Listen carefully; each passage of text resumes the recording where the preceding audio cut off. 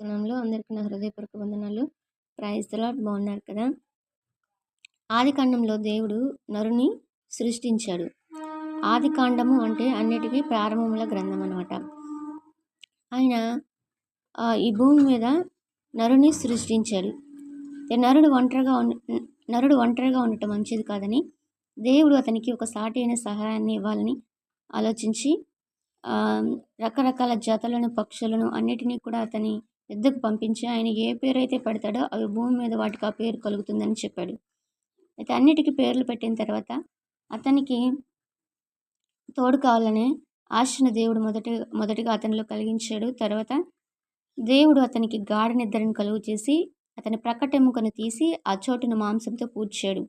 తర్వాత ఆ ఎముకను స్త్రీగా తయారు చేస్తాడనమాట.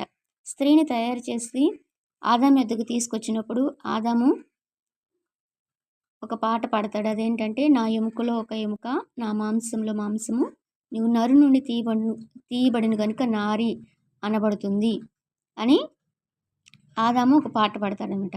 అయితే ఆ మాటలు ఇప్పుడు బైబిల్లో చదువుకుందాం. ఆదికాండము 2వ అధ్యాయము 22వ వచనం.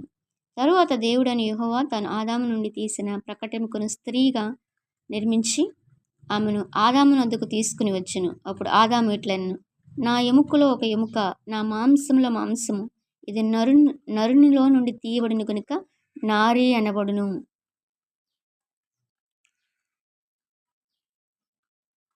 ఇప్పుడు ఆదాము అంటున్నాడు, ఇది నా ఎముకలో ఒక ఎముక, నా మాంసంలో మాంసము, ఇది నరు నుండి తీయబడిన కనుక నారీ అనబడుతుంది.